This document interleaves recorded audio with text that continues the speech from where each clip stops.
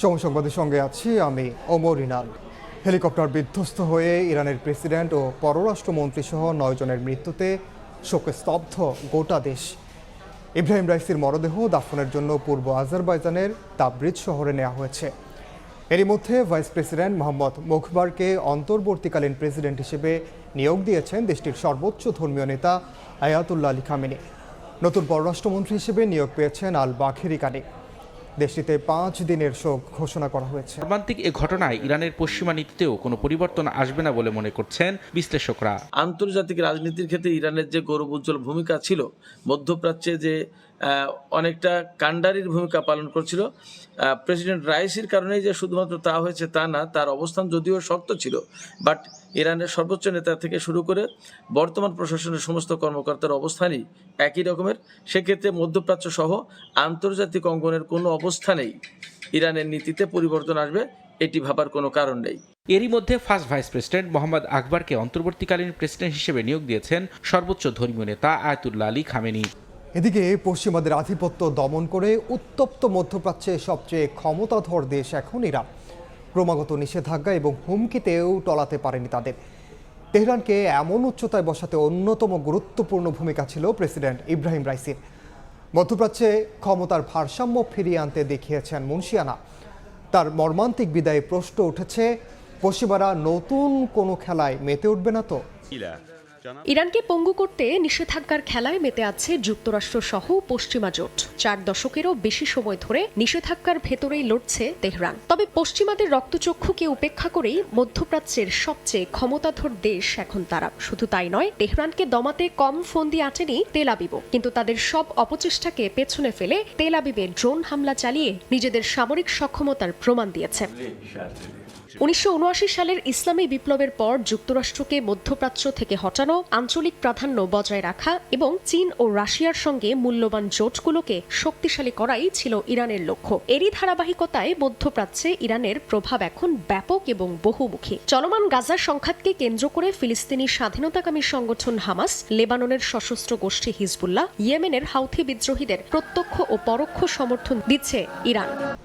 ইরানের প্রেসিডেন্ট ও পররাষ্ট্রমন্ত্রীর মৃত্যুতে শোক জানিয়েছেন বিশ্ব নেতারা। শোক জানিয়েছেন রাষ্ট্রপতি মোহাম্মদ শাহাবুদ্দিন ও প্রধানমন্ত্রী শেখ হাসিনা। তেহরানের পাশে থাকার কথা জানিয়েছেন ভারতীয় প্রধানমন্ত্রী নরেন্দ্র মোদী। একদিনের শোক ঘোষণা করেছে পাকিস্তান, তবে এখনও বিবৃতি আসেনি যুক্তরাষ্ট্র কিংবা পশ্চিমা কোনো দেশের পক্ষ থেকে। বাংলাদেশের রাষ্ট্রপতি ও প্রধানমন্ত্রী এক বিবৃতিতে শোক জানিয়েছেন। শোক বার্তায় প্রধানমন্ত্রী শেখ হাসিনা রাইসিকে একজন বড় মাপের নেতা উল্লেখ করে বলেন, তিনি সারা জীবন তার দেশের জন্য কাজ করে গেছেন।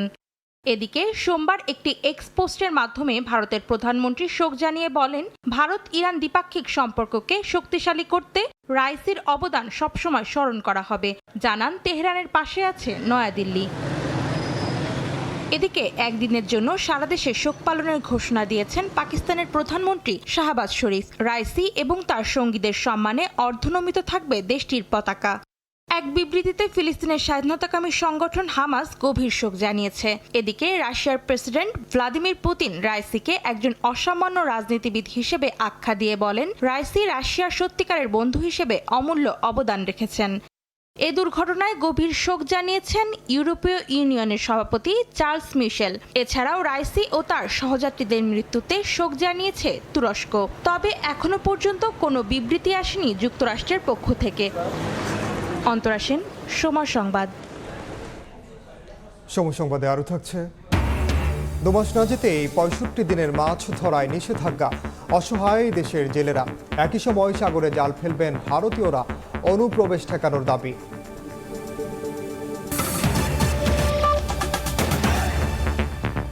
এ বিষয়ে বিস্তারিত জানাতে এই মুহূর্তে মুন্সিগঞ্জের লৌহজোগে আছেন সহকর্মী নাসিরউদ্দিন উজ্জ্বল এবং চাঁদপুর সদর উপজেলায় আছেন ফারুক আহমেদ।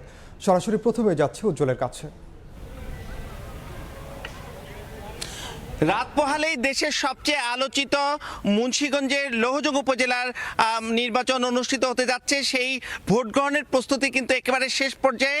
এই উপজেলা নির্বাহী অফিসার এবং সহকারী রিটার্নিং অফিসার জাকির হোসেন তিনি কিন্তু এখানে রয়েছেন। এখানকার যে 61টি কেন্দ্র সেখানে কিন্তু ভোটের সরঞ্জামাদি পাঠানোর পাশাপাশি সকাল 8টার আগে কিন্তু ব্যালট পেপার পৌঁছে দেওয়া হবে। সেই লক্ষ্যে কিন্তু ব্যালট পেপার শর্টিং করা হয়েছে এবং এখানে কিন্তু আপনারা জানেন যে এই 61টা কেন্দ্র রয়েছে, তার মধ্যে 47টা কেন্দ্রকে কিন্তু ঝুঁকিপূর্ণ ঘোষণা করা হয়েছে। এখানে বিজিবি সহ আইন শৃঙ্খলা রক্ষা বাহিনী কিন্তু নিয়োগ করা হয়েছে এবং একই সঙ্গে যেহেতু পদ্মা নদীর একেবারে পাশে সেখানে কিন্তু কোস্টগার্ড নৌ পুলিশ কাজ করবে এবং এখানে যে 1,66,000 ভোটার রয়েছেন তাদের নিরাপত্তার জন্য নানা রকম পদক্ষেপ নেওয়া হয়েছে। শুধু পোশাকধারী আইন শৃঙ্খলা রক্ষা বাহিনী ছাড়াও কিন্তু পোশাক ছাড়াও আইন শৃঙ্খলা রক্ষা বাহিনী থাকবে এখানে এবং এখানে কিন্তু উপজেলা পরিষদের চেয়ারম্যান পদে 3 জন প্রার্থী রয়েছেন। তার মধ্যে কিন্তু উপজেলা আওয়ামী লীগের সাধারণ সম্পাদক রশিদ শিকদার তিনি কিন্তু কাপ পিরিচ নিয়ে এখানে লড়ছেন। তার প্রতিদ্বন্দ্বী কিন্তু তারই দলের যে যুগ্ম সাধারণ সম্পাদক বিএম সোয়েব, তার প্রতীক দোয়াত কলম এবং 2 জনের মধ্যে কিন্তু হাড্ডাহাড্ডি লড়াই চলছে এখানে এবং একই সঙ্গে এখানে যে ভাইস চেয়ারম্যান পদে 3 জন প্রার্থী রয়েছেন এবং যে মহিলা ভাইস চেয়ারম্যান পদে কিন্তু 4 জন প্রার্থী মিলে 10 জন প্রার্থী কিন্তু এই ভোট লড়াই অবতীর্ণ হবেন এবং এই যে লৌহজং উপজেলার যেটি পদ্মা সেতু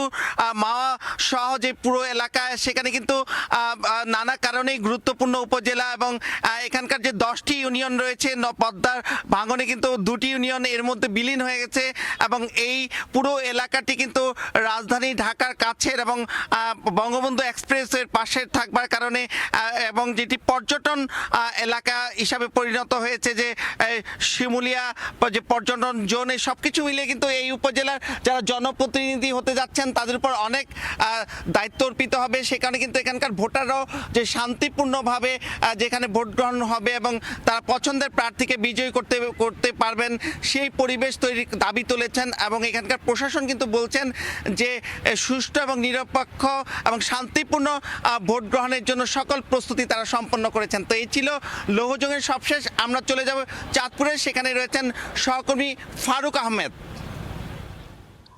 ষষ্ঠ উপজেলা পরিষদ নির্বাচনের যে দ্বিতীয় ধাপে নির্বাচন হচ্ছে আগামীকাল, তার মধ্যে চাঁদপুরের 3টি উপজেলা, চাঁদপুর সদর, হাজীগঞ্জ এবং শাহরাস্তি। তো 3টি উপজেলার মধ্যে আমি এই মুহূর্তে আছি চাঁদপুর সদর উপজেলার শহরের লেডি দেহলবী বালিকা উচ্চ বিদ্যালয়ে। তো এই উচ্চ বিদ্যালয় ভোট কেন্দ্রের মধ্যে আমি লক্ষ্য করেছি যে এখানে ভোট কেন্দ্রে যারা নিরাপত্তায় দায়িত্ব থাকবেন সেই নিরাপত্তায় নিয়োজিত পুলিশ, আনসার সহ যে অন্যান্য সদস্যরা আছেন তারা কিন্তু এই মুহূর্তে ব্রিফ করছেন, অর্থাৎ আগামীকাল ভোট গ্রহণ যখন শুরু হবে ইভিএম এর মাধ্যমে সেখানে কেন্দ্রে কিভাবে তারা নিরাপত্তা নিশ্চিত করবেন সেই বিষয়গুলো নিয়ে তারা খুঁটিনাটি আলাপ করছেন এই মুহূর্তে। আমি একটা তথ্য যদি আপনাকে জানাতে চাই, সেটি হলো যে আগামীকাল যে চাঁদপুরে 3 উপজেলা ইভিএম পদ্ধতিতে ভোট হবে এর মধ্যে চাঁদপুর সদরের 134টি কেন্দ্রে ভোটার হচ্ছেন 4,28,474 জন, আর হাজীগঞ্জ উপজেলায় 88টি কেন্দ্রের মধ্যে ভোটার হচ্ছেন 2,86,490 জন এবং শাহরাস্তি উপজেলার 65টি কেন্দ্রে 2,06,288 জন, মানে 88 জন ভোটার তারা ভোটাধিকার প্রয়োগ করবেন। আর এই 3টি উপজেলায় যারা প্রার্থী হচ্ছেন চেয়ারম্যান, ভাইস চেয়ারম্যান, মহিলা ভাইস চেয়ারম্যান, 25 জন প্রার্থী থাকলেও শেষ পর্যন্ত গতকাল চাঁদপুর সদরের একজন প্রার্থী মিজানুর রহমান কালু তিনি চেয়ারম্যান প্রার্থী, তিনি ভোট যুদ্ধ থেকে নিজেকে প্রত্যাহার করে নিয়েছেন কিছু অভিযোগ তুলে।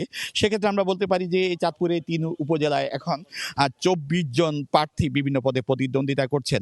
আমি সকাল থেকে লক্ষ্য করেছি যে চাঁদপুরের যে চরাঞ্চল আছে পদ্মা মেঘনা, সেখানে এই দুর্গম চরের মধ্যে 9টি ভোট কেন্দ্র আছে এবং সেই দুর্গম চরাঞ্চলে ভোটারদের এবং ভোট কেন্দ্রের নিরাপত্তা নিশ্চিত করার জন্য সেখানে বাংলাদেশ কোস্টগার্ড মোতায়েন করা হয়েছে এবং কোস্টগার্ডের বেশ কিছু জাহাজ, স্পিডবোট ইতিমধ্যে নদীতে টহল অব্যাহত রেখেছে। আর চাঁদপুর জেলা পুলিশ সুপার এবং চাঁদপুর জেলা প্রশাসক তারা দুজনেই কিন্তু সকালে চাঁদপুর স্টেডিয়ামে আইন শৃঙ্খলা রক্ষাকারী বাহিনীর সদস্যদের তারা প্রেস ব্রিফ করেছেন এবং তারা ব্রিফ করে তাদেরকে একটা বার্তা ছড়িয়েছে যে অবাধ, সুষ্ঠু এবং শান্তিপূর্ণ নির্বাচন জন্য, অর্থাৎ ভোট গ্রহণের জন্য যতটুকু পরিবেশ তৈরি করা দরকার সবকিছু নির্বাচন কমিশনের নির্দেশে তারা করতে বদ্ধপরিকর। তো এই ছিল আমার কাছে চাঁদপুরের 3 উপজেলা পরিষদ নির্বাচনের প্রস্তুতির সবশেষ। সরাসরি যুক্ত ছিলাম চাঁদপুর এবং মুন্সিগঞ্জে। এদিকে দ্বিতীয় ধাপের উপজেলা নির্বাচন সুষ্ঠু করতে সব প্রস্তুতি সম্পন্ন হয়েছে বলে জানিয়েছেন নির্বাচন কমিশনার মোহাম্মদ আলমগীর। দুপুরে নির্বাচন কমিশন সচিবালয়ে সংবাদ সম্মেলনে তিনি জানান, সব এলাকায় নির্বাচনী সরঞ্জাম পৌঁছে গেছে। আমরা আশা করবো যে যেহেতু শান্তিপূর্ণভাবে নির্বাচন হয়েছে গত ধাপেরটা, এই ধাপেরটাও শান্তিপূর্ণভাবে হবে বলে আমরা আশা করি। কারণ আমাদের ওই নির্বাচনের অভিজ্ঞতার আলোকে এবারের যে আইনশৃঙ্খলা রক্ষাকারী বাহিনীর যে সদস্য যারা আছেন তাদের কিভাবে করলে, তাদের দায়িত্ব দিলে তারা আরও সুষ্ঠুভাবে সুন্দরভাবে নির্বাচন করতে পারবেন, সেই পরিকল্পনা অনুযায়ী তারা কাজ করে যাচ্ছেন। দ্বিতীয় ধাপের উপজেলা ভোটেও জনগণ কেন্দ্রে যাবে না বলে দাবি করেছেন বিএনপির ভাইস চেয়ারম্যান অবসরপ্রাপ্ত মেজর হাফিজউদ্দিন আহমেদ। নিজ বাসায় সময় সংবাদকে তিনি বলেন, সরকারের ওপর আস্থা হারানোয় নির্বাচনে আগ্রহী নয় ভোটাররা। জাতীয় সংসদ নির্বাচন জনগণ বয়কট করেছে বিএনপি এবং বিরোধী দলের ডাকে। উপজেলা নির্বাচনও জনগণ বয়কট করেছে, কারণ জানে যে এই নির্বাচন নিরপেক্ষ এবং অবাধ হবে না। এই নির্বাচন কমিশন সরকারের ইচ্ছা পূরণের যন্ত্র। এই কারণে আগামীতে কাল যে নির্বাচনটি হবে সেখানেও জনগণ বয়কট করবে। তারা মনে করে যে এই সরকারের অধীনে আর কোনো সুষ্ঠু নির্বাচন সম্ভব নয়, নির্বাচনের নামে প্রহসন হচ্ছে। এই কারণে জনগণ ভোট কেন্দ্রে যাবে না বলেই আমরা মনে করি। কিরগিজস্তান থেকে এখনই শিক্ষার্থীদের ফিরিয়ে আনার মতো অবস্থা সৃষ্টি হয়নি বলে জানিয়েছেন পররাষ্ট্রমন্ত্রী ডক্টর হাসান মাহমুদ। উজবেকিস্তান থেকে রাষ্ট্রদূত গিয়ে পরিস্থিতি দেখার পর সিদ্ধান্ত নেওয়া হবে বলে জানিয়েছেন তিনি। দুপুরে নিজ কার্যালয়ে মন্ত্রী জানান, মঙ্গলবার ঢাকায় আসছেন অস্ট্রেলিয়ার পররাষ্ট্রমন্ত্রী পেনি ইয়ং। পররাষ্ট্রমন্ত্রী অবশ্য বলছেন, কিরগিজস্তানের অবস্থা এখন অনেকটাই শান্ত, শিক্ষার্থীদের ফেরানোর মতো পরিস্থিতি এখন নেই। তবুও উজবেকিস্তান থেকে রাষ্ট্রদূত সেখানে পৌঁছে প্রয়োজনীয় সিদ্ধান্ত নেওয়া হবে। আমাদের ছাত্ররা এই মুহূর্তে ভালো আছে। আমাদের অ্যাম্বাসেডর যাওয়ার পর ছাত্রদের সাথে কথা বলবে এবং কথা বলে পরিস্থিতি সেখানে সচক্ষে দেখবে, দেখার পর প্রয়োজনীয়তার নিরিখে যেটি করা প্রয়োজন সেটি আমরা করব। এদিকে সোমবার মন্ত্রিপরিষদ বৈঠকে বাংলাদেশের অ্যাপোস্টেল কনভেনশনে যুক্ত হওয়ার বিষয়ে সিদ্ধান্ত পাশ হয়েছে। আন্তর্জাতিক এই কনভেনশনে যুক্ত হওয়ার পর শিক্ষার্থীদের বিদেশি দূতাবাস থেকে কাগজপত্র সত্যায়নের প্রয়োজন হবে না। পররাষ্ট্র মন্ত্রণালয় থেকে অ্যাটেস্টেশন করার পর আবার সংশ্লিষ্ট দেশের এমবাসি থেকে করাতে হয়। যদি আমরা অ্যাপোস্টেল কনভেনশনে আমরা যুক্ত হই, সময় ভোগান্তি তো কমবেই, প্লাস অর্থনৈতিকভাবে 400 থেকে 500 কোটি টাকা খরচ কম হবে। মঙ্গলবার দেশে আসছেন অস্ট্রেলিয়ার পররাষ্ট্রমন্ত্রী পেনি ইয়ং। তার সঙ্গে দ্বিপাক্ষিক সহযোগিতা বাড়ানোর আলোচনা হবে বলে জানান পররাষ্ট্রমন্ত্রী। বিশেষ করে আমাদের দেশে অস্ট্রেলিয়ার ইনভেস্টমেন্ট। তাজওয়ার মাহমুদ, সময় সংবাদ, ঢাকা। ইতালি প্রবাসী 50,000-এরও বেশি অবৈধ অভিবাসীর বৈধতা নিয়ে শঙ্কা দেখা দিয়েছে। ইউরোপীয় ইউনিয়নের পাশাপাশি ইতালীয় অবৈধদের আশ্রয় না দেওয়ার সিদ্ধান্ত নিয়ে আইন পাশ করায় স্বদেশে ফিরে আসতে হতে পারে অভিবাসীদের। আর এই নিয়ে উদ্বেগ জানিয়ে বাংলাদেশ সরকারের হস্তক্ষেপ কামনা করেছেন প্রবাসীরা। ইতালি থেকে হাসান মাহমুদের রিপোর্ট। ইতালি সরকার ও ইউরোপীয় ইউনিয়নের নতুন আইন অনুমোদনের পর দেশটিতে থাকা অবৈধ অভিবাসীদের বৈধতা পাওয়ার পথ অনেকটাই বন্ধ হয়ে গেছে। ইমিগ্রেশন বিশেষজ্ঞরা বলছেন, এই আইন যেন আগুনে ঘি ঢেলে দেওয়ার মতো কাজ করছে।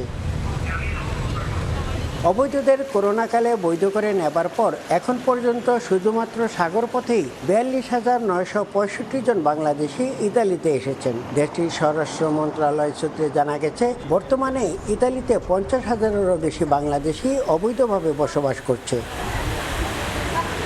কট্টর ডানপন্থী মেলোনি সরকার ক্ষমতায় আসার পর থেকেই অবৈধ অভিবাসী ঠেকাতে নানা ধরনের কর্মসূচি এবং আইন অনুমোদন করে আসছে। অবৈধদের আলবেনিয়া পাঠানোর সিদ্ধান্তও নেওয়া হয়েছে। তবে আলবেনিয়ায় আশ্রয় আবেদন প্রত্যাখ্যাত হলে অবৈধদের স্বদেশে ফেরত পাঠানো হতে পারে। এ ব্যাপারে গভীর উদ্বেগ প্রকাশ করে বাংলাদেশ সরকারকে কূটনৈতিক চ্যানেল ব্যবহার করে প্রয়োজনীয় ব্যবস্থা গ্রহণের অনুরোধ জানিয়েছেন প্রবাসী বাংলাদেশিরা। ইউরোপের পার্লামেন্ট একটি সিদ্ধান্তে উপনীত হয়েছে যে আইনটা আগেই ছিল, সেটা তারা এখন নতুন করে পাস করছে যে ইটালিতে অবৈধদেরকে আর বৈধ করা যাবে না, ইউরোপের আইন মেনে চলতে হবে। ইউরোপ এবং ইতালি সরকার কঠিন অবস্থানে তাদের আলবানিয়া অথবা অন্য কোনো দেশে পাঠানোর জন্য, তাতে আমরা বাংলাদেশিরা ব্যাপক ক্ষতির সম্মুখীন হব। মেলোনি সরকারের প্রভাবশালী মন্ত্রীরা বলছেন, আর কোনো অবৈধ অভিবাসীকে ইতালিতে আশ্রয় দেবে না তারা। এরই মধ্যে বেশ কিছু বিধিনিষেধ আরোপ করেছে দেশটি। ইতালির রোম থেকে হাসান মাহমুদ, সময় সংবাদ। আন্তর্জাতিক বাজারে বুকিং রেট সর্বনিম্ন থাকার পরেও মাত্রাতিরিক্ত শুল্ক হারের কারণে দেশের বাজারে চিনির কেজি 140 টাকা, প্রতি কেজি পরিশোধিত চিনিতে 48 টাকা এবং অপরিশোধিত চিনিতে 45 টাকা শুল্ক আদায় করছে কাস্টমস কর্তৃপক্ষ। শাখাউদ্দিপুর ক্যামেরায় কমলদের রিপোর্ট।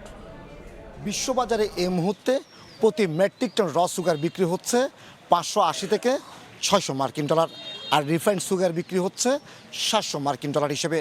সেই অনুযায়ী দেশের সবচেয়ে বড় পাইকারি বাজার চট্টগ্রামের খাতুনগঞ্জে প্রতি মণ চিনি বিক্রি হচ্ছে 4500 টাকা, আর কেজি পাইকারি পর্যায়ে 122 টাকা 50 পয়সা।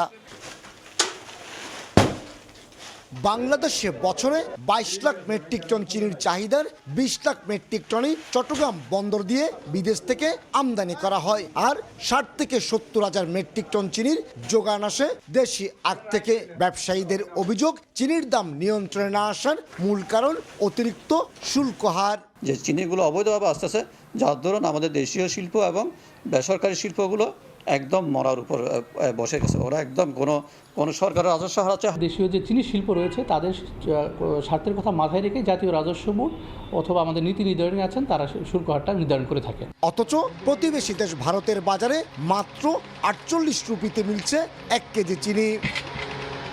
চলতি অর্থ বছরের 10.5 মাসে 12,193 কোটি টাকা মূল্যের 17,63,000 মেট্রিক টন চিনি আমদানি হয়েছে। দেশের চিনির বাজার ক্রমশ অস্থির হয়ে উঠছে, ক্ষতির মুখে পড়ছে দেশীয় মিলগুলো। চট্টগ্রামের খাতুনগঞ্জ থেকে কমল দে, সময় সংবাদ। একদিকে খাদ্য নিরাপত্তা, অন্যদিকে সেবা ও শিল্প খাতের কাঁচা মালের যোগানদাতা, এই দুই মিলে বরাবরই নিজের গুরুত্ব ও সক্ষমতার প্রমাণ দিয়ে আসছে দেশের কৃষি। তারপরও বছর বছর বাজেটে কৃষির গুরুত্ব কমছে এমন দাবি করে বিশেষজ্ঞরা বলছেন, স্মার্ট বাংলাদেশ গড়তে স্মার্ট করতে হবে এই উর্বর ভূমির কৃষিকেও। মিজানুর রহমান মিন্টুর ছবিতে ফরহাদুর রহমানের রিপোর্ট।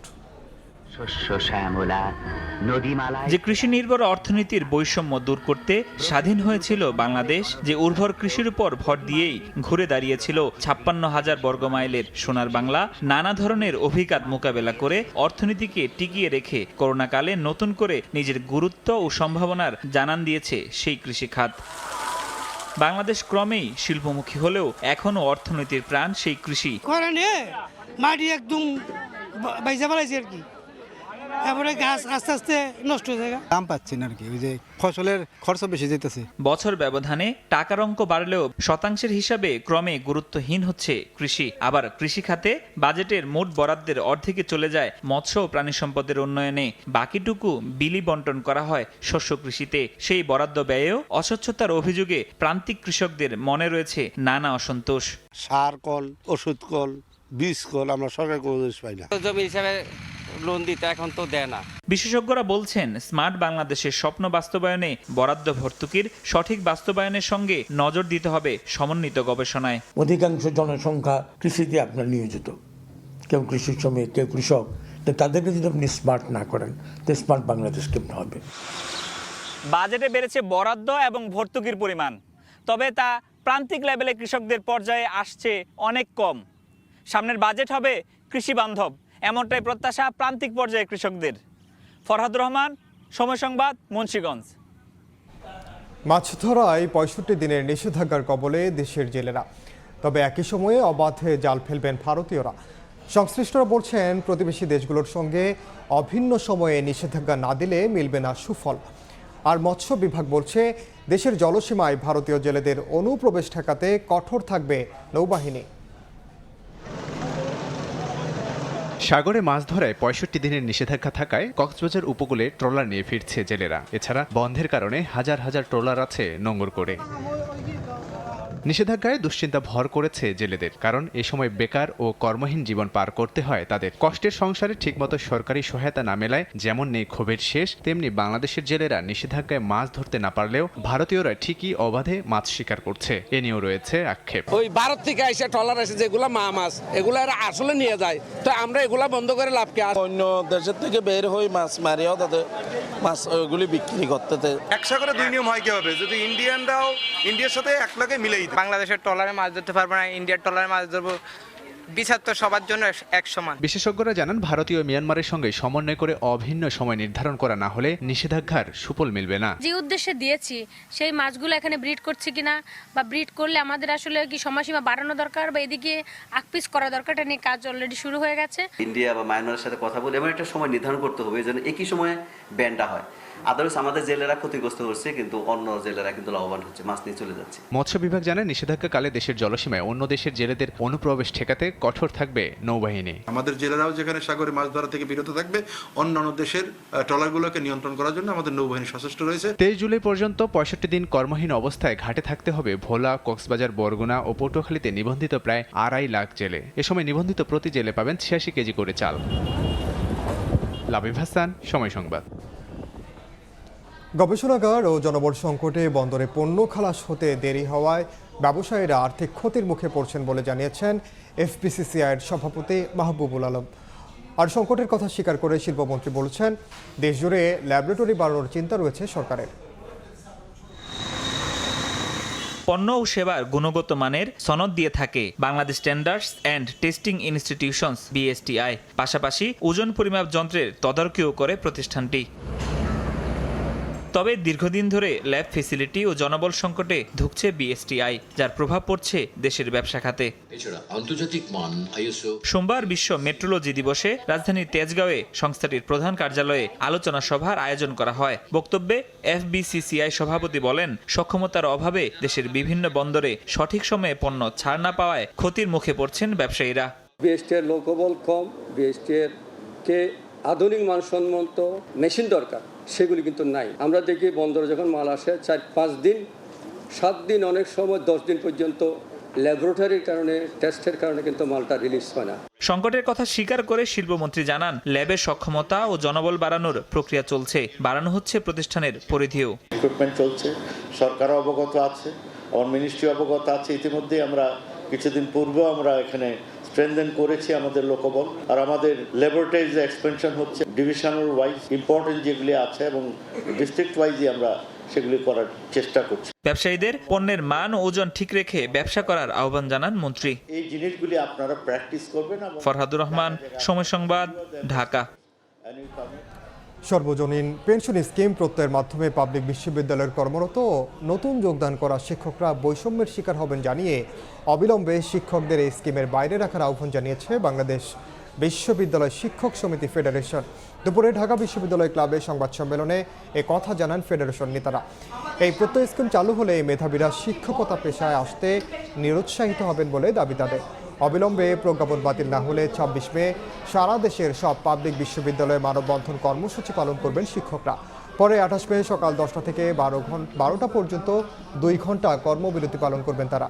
এরপরও সরকার সিদ্ধান্ত থেকে না সরলে 4 জুন অর্ধ দিবস কর্মবিরতি পালনের ঘোষণা দেন শিক্ষক নেতারা।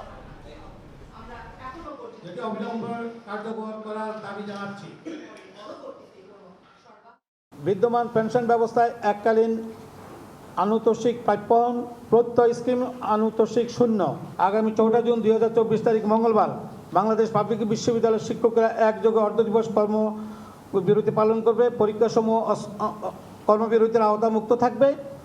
এই সময়ের মধ্যে সংশ্লিষ্ট কর্তৃপক্ষ থেকে কার্যকর কোনো উদ্যোগ গ্রহণ না করা হলে ওই দিনেই আন্দোলনের বৃহত্তর কর্মসূচি ঘোষণা করা হবে। চট্টগ্রামের পতেঙ্গা সমুদ্র সৈকত হবে কক্সবাজার।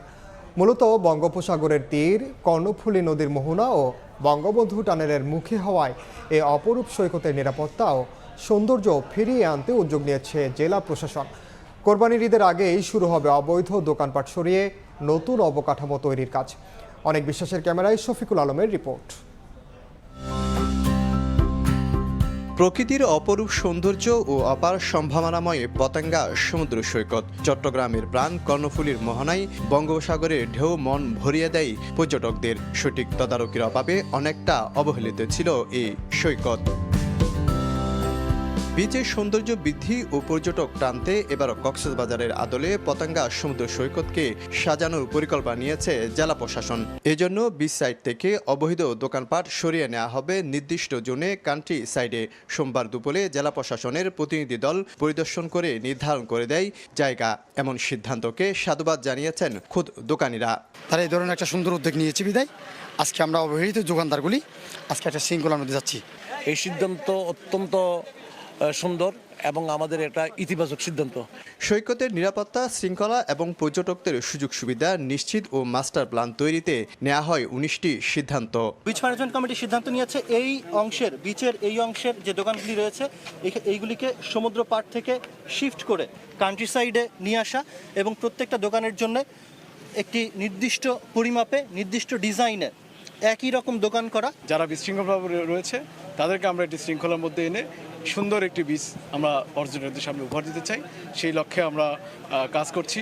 এখানে যে দোকানগুলো রয়েছে তাদের নির্ধারিত যে জায়গা সেটি আমরা আজকে চিহ্নিত করে দিচ্ছি। খুব শীঘ্রই সেগুলোর কাজ শুরু হবে। পতেঙ্গা সমুদ্র সৈকতের পর পার্কি সমুদ্র সৈকত সহ অন্যান্য সৈকতকেও পরিকল্পিতভাবে সাজাবে জেলা প্রশাসন। শফিকুল আলম, সময় সংবাদ, চট্টগ্রাম। সড়ক সংস্কারের 7 দিন না যেতেই উঠে যাচ্ছে রাস্তার কার্পেটিং। বান্দরবান সদরের সোয়ালক ইউনিয়নে 96 লাখ টাকা ব্যয়ে সড়ক সংস্কার কাজে চরম অনিয়ম। এতে ক্ষোভ জানিয়েছেন স্থানীয়রা। সোহেল কান্তি নাথের ক্যামেরায় এনে জাকিরের রিপোর্ট। সংস্কারের সপ্তাহখানেক না পেরোতেই হাত দিয়ে টান দিতে উঠে আসছে সড়কের কার্পেটিং। প্রায় কোটি টাকার কাজ এভাবে গিলে ফেলেছে ঠিকাদারি প্রতিষ্ঠান নো কনস্ট্রাকশন।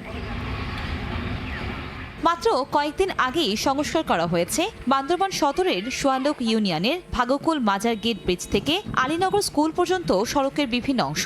এলাকাবাসীর অভিযোগ, নিম্নমানের খোয়া পাথর ও বিটুমিন ব্যবহারে দায়সারা কাজ করে লুটপাট করেছে ঠিকাদারি প্রতিষ্ঠান নো কনস্ট্রাকশন। এ বিষয়ে জানতে চাইলেও সাংবাদিকদের সঙ্গে অসৎ আচরণ করে প্রতিষ্ঠানটির মালিক সুলতান মৌলভী। কাজের উপরে আঘাত করবেন, কিভাবে আঘাত করবেন এটা আপনার তো জানা থাকতে হবে। ভাই একটু আমাদেরকে হাই হ্যালো করেন, এটা না বলবেন। সাংবাদিকতা করেন, আমরা ঠিকাদারি করিবে যদি ফসে গেছি না ভোটার মানুষ মনে করেন কেন? স্থানীয় সরকার প্রকৌশল বিভাগ এলজিইডির অর্থায়নে 5 কিলোমিটার সড়কে 96 লাখ টাকা ব্যয় করা হলেও কোনো রকম তদারকি না করায় ঠিকাদার ইচ্ছেমতো অনিয়ম ও দুর্নীতির আশ্রয় নেয়। এ নিয়ে অভিযোগ করা হলেও এলজিইডি কোনো ভ্রুক্ষেপ না করায় ক্ষুব্ধ এলাকাবাসী। রাস্তাটা করছে এখন পর্যন্ত উঠে যাচ্ছে, শুধু 2 দিন হয়েছে না এখন উঠে গেছে। এটা কি কাজ করছে? এগুলো কাজগুলো ভালোভাবে হচ্ছে না বিধায় আমরা কষ্ট পাচ্ছি রোডে ঘাটে। অনিয়মের সত্যতায় ব্যবস্থা নেওয়ার আশ্বাস সংশ্লিষ্টদের। টিম পাঠাইছি, আমার অফিসিয়াল ল্যাব পাঠাইছি, বললো যে স্যার সবকিছু ঠিক আছে। আর যে কার্পেটিং টেনে উঠেছে, তারপরেও আমার পরামর্শ হলো ভাই কাজ খারাপ হতে পারে, আমরা যদি খারাপ হয় রেক্টিফিকেশন করে ফেলবো। 2024 অর্থ বছরে 96 লাখ টাকা ব্যয়ে সড়কটির সংস্কারে কার্যাদেশ পায় ঠিকাদারি প্রতিষ্ঠান মেসার্স নো কনস্ট্রাকশন। সময় সংবাদ, বান্দরবান। ফুলের মালা দিয়ে বরণের 30 দিন পর ডিপজলের চেয়ার টান দিলেন নিপুণ। এই চিত্রনায়িকার আবেদনে ডিপজলের দায়িত্ব পালনে নিষেধাজ্ঞা দিয়েছেন উচ্চ আদালত। একই সঙ্গে চলচ্চিত্র শিল্পী সমিতির নির্বাচনের অনিয়ম তদন্তের নির্দেশ দেওয়া হয়েছে। আইনজীবী বলছেন ডিপজল ছাড়া অন্যদের দায়িত্ব পালনে কোনো বাধা নেই।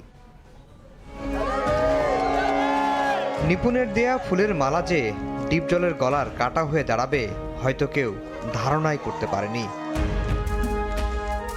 সেদিন নিপুণের হাসির আড়ালে যে প্রতিশোধের আগুন জ্বলছিল তার আঁচ পাওয়া গেল 25 দিন পর। এতদিনে হয়তো ডিপজলের চেয়ার সরাতেই আইনি সব দরজা ঘুরে ঘুরে প্রস্তুতি নিয়েছেন নিপুণ আক্তার।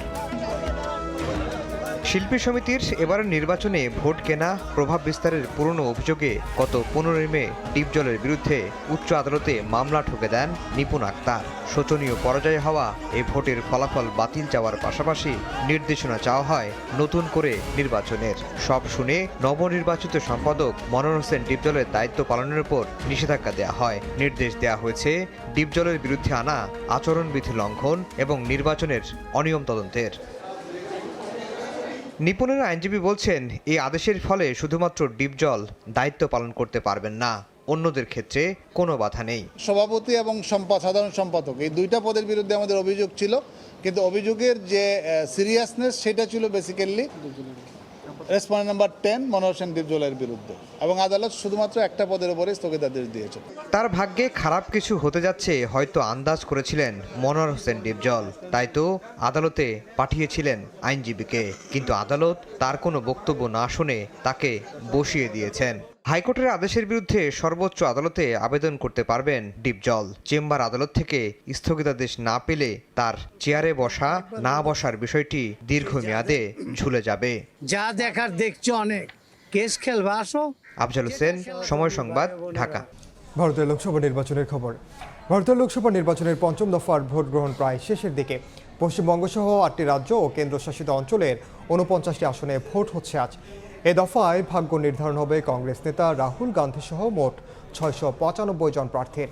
উত্তরপ্রদেশের রায়বেরেলি আসন থেকে লড়ছেন এই কংগ্রেস নেতা। এদিকে পশ্চিমবঙ্গের 7টি কেন্দ্রে বেলা 3টার মধ্যে 62% ভোট পড়েছে।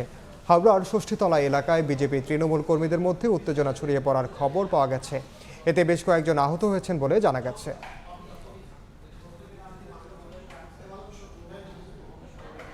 খেলার খবর। অবশেষে অনুকূল আবহাওয়ায় যুক্তরাষ্ট্রের টেক্সাসে অনুশীলন করেছে বাংলাদেশ ক্রিকেট দল।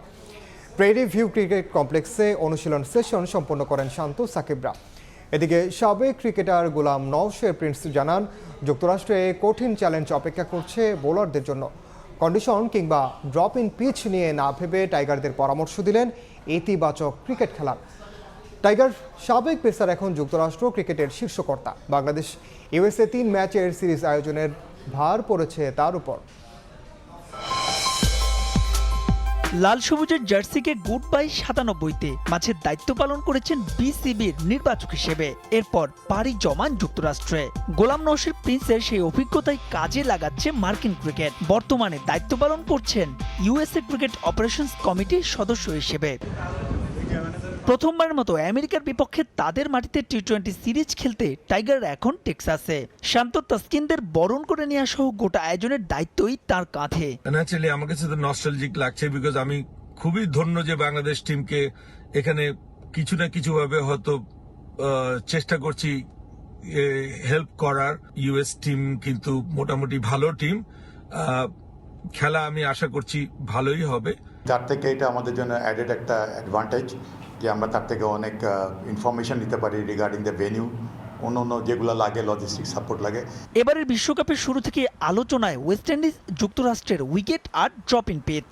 বাংলাদেশ সাউথ আফ্রিকার ম্যাচ হবে যে পিচে। তবে এসব নিয়ে খুব একটা না ভেবে পরামর্শ দিলেন নিজেদের খেলায় মনোযোগের। মনে করিয়ে দিলেন বোলারদের চ্যালেঞ্জের কথাও। ড্রপ ইন উইকেট শুধু আপনার নিউ ইয়র্কে করা হয়েছে, এটা ডালাসে না। ডালাসে আপনি নর্মাল ইউএসএ যে উইকেটে বাংলাদেশ খেলবে, ডালাসের উইকেটে ব্যাটসম্যানদের রান করতে হবে বাংলাদেশের। তো রানটাই মেইন। টপ অর্ডার ব্যাটসম্যানদের যদি রান করে তো এখানে 200+ রান করা যায়। 1980 থেকে 90 দশকের টাইগারদের জার্সিতে 9টি ম্যাচ খেলেছেন দেশের ক্রিকেটের এক সময়ের অন্যতম সেরা পেসার গোলাম নওশের প্রিন্স। মাহবুব রিমন, সময় সংবাদ। এদিকে আসন্ন টি-20 বিশ্বকাপে সাকিব মাহমুদুল্লাহর উপর বাজি ধরছেন মাশরাফি বিন মুর্তজা। নির্দিষ্ট করে কিছু না বললেও অভিজ্ঞ এই দুই ক্রিকেটার থাকায় বিশ্বকাপে ভালো কিছুর প্রত্যাশায় সাবেক অধিনায়ক। শুধু নেপাল নেদারল্যান্ডস নয়, গ্রুপ পর্বের সব ম্যাচে টাইগারদের জেতা উচিত বলে মন্তব্য করেছেন নড়াইল 2 আসনের এই সংসদ সদস্য। অলরাউন্ডার কি কম হয়ে গেল আমাদের? টিম দেখিনি, একদমই দেখিনি। না, জানি না কারা দেখি নাই। একসময় বাংলাদেশের ক্রিকেটের সঙ্গে আষ্টে পৃষ্ঠে জড়িয়ে থাকা মাশরাফি এখন দেখেন না বাংলাদেশের খেলা। বিশ্বকাপ মিশনে কারা গেছেন সেটাও জানা নেই সাবেক অধিনায়কের। গণমাধ্যম কর্মীদের কাছ থেকে জেনে নিলেন বিশ্বকাপ স্কোয়াডে কারা আছেন। যুক্তরাষ্ট্রে থাকা দলের অনেকের সঙ্গেই দীর্ঘদিন ড্রেসিং রুম শেয়ার করেছেন নড়াইল এক্সপ্রেস। আছেন সাকিব মাহমুদুল্লাহর মতো অভিজ্ঞরা। সাকিব নবম আর মাহমুদুল্লাহ খেলবেন নিজের 8ম বিশ্বকাপ। অভিজ্ঞতায় ঋদ্ধ এই দুজনই ভরসা দিচ্ছে সাবেক অধিনায়ককে। সাকিবকে নিয়ে আলাদা করে তো বলার কিছু নাই, সবসময় বেস্ট পারফরমেন্স সবাই আশা করবো কাছ থেকে। এটাই তো খেলতে চাই, ফিরে আসার কি আছে, নতুন করা রিয়াদ এরকমই খেলতো। সবশেষ ওয়ানডে বিশ্বকাপে সেমিফাইনাল খেলার লক্ষ্য নিয়ে ভারতে যাওয়া দলটার হয়েছে বাজে অভিজ্ঞতা। এবার বড় কিছু স্বপ্ন না দেখলেও অন্তত সুপার 8-এ খেলতে চায় বাংলাদেশ। এবারের দল নিয়ে আশাবাদী মাশরাফিও। অবশ্যই এক্সপেক্ট করছি ভালো করবে ইনশাল্লাহ, বাকিটা দেখা যাক। দক্ষিণ আফ্রিকা আর শ্রীলঙ্কার সাথে তো জেতা উচিত। দক্ষিণ আফ্রিকার সাথে তো সিরিজ জিতে এসেছে একবার, এখন ওইদের সাথেও যদি আপনি হারার চিন্তা করেন তাহলে তো কঠিন হবে কাজটা। অবশ্যই আমি চিন্তা করছি এই দুইটার একটা থেকে জিতে ওগুলোকে হারিয়ে, আর ওয়াই নট যে দক্ষিণ আফ্রিকা দুইটাকেই চিন্তা করা যায়, হারাইতে পারবে না। কত দূর যেতে পারে বলতে পারবো না, তবে অবশ্যই ভালো কিছু করুক এটাই আশা করছি। আমি শিওর আপনারাও সেটা আশা করছেন। আমি অবশ্যই চাইবো বাংলাদেশ চ্যাম্পিয়ন হয়ে আসুক, বাট রিয়েলিস্টিকলি ভাবতে হবে কেমন খেলছে ওখানে, উইকেট কেমন, কন্ডিশন কেমন, দল কেমন ফর্মে আছে, প্লেয়াররা কেমন খেলছে, সব কিছু মিলে হয়তো বা প্রথম রাউন্ড পার করতে পারলে তখন একটা আইডিয়া হবে। তো আগাম তো কিছু বলা যাচ্ছে না, আগাম কিছু বলা যায়ও না। আগামী 1 জুন থেকে শুরু হবে টি-20 বিশ্বকাপের নবম আসর। 8 জুন শ্রীলঙ্কার বিপক্ষে ম্যাচ দিয়ে মিশন শুরু করবে বাংলাদেশ। তামিম হোসেন, সময় সংবাদ, ঢাকা। এই ছিল সময় সংবাদে। বাংলার সময়ের সঙ্গে থাকবেন সহকর্মী কামরুজ্জামান মামুন। ইনান, আপনাকে ধন্যবাদ। বাংলার সময় নিয়ে ফিরছি কিছুক্ষণ পর, সঙ্গে থাকুন সময়ের।